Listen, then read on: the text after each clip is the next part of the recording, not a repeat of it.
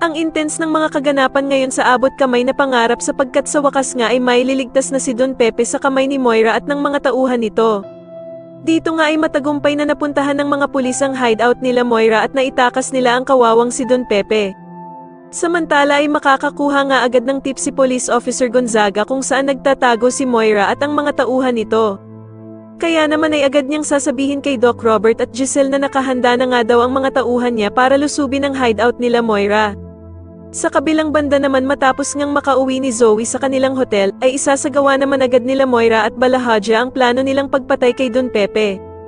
Nanginginig na tatanungin naman ni Don Pepe sila Moira kung saan siya nito dadalhin, at sasagutin naman siya ng bruhang si Moira na dadalhin nga daw siya nito sa impyerno. Subalit sa huling pagkakataon naman ay makikiusap si Don Pepe sa kanila, at hihiling nga ito kay Moira na bago daw siya nito patayin.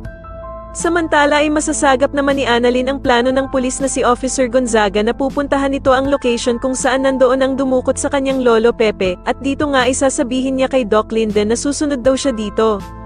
Kaya naman ay alalang-alala na naman tuloy si Doc Linden sa balak ni Annalyn at sasabihin nga nito na wag na lamang daw siyang makisali dito at hayaan na lang ito sa mga pulis. Samantala ay hindi naman mapakali itong si Zoe dahil sa gustong-gusto nitong maitakas ang kanyang lolo Pepe. Pero dahil nga sa bantay sarado siya ng mga tauhan ni Moira, ay palihim na bibigyan na lamang niya si Don Pepe ng panturok upang mawala ng malay ang matuturukan niya nito. Dahil naman sa kabutihang loob ni Zoe, ay agad na magpapasalamat si Don Pepe at sasabihin nga nito na hindi niya daw dadawit si Zoe at ang ina nitong si Moira sa nangyaring pagdukot sa kanya.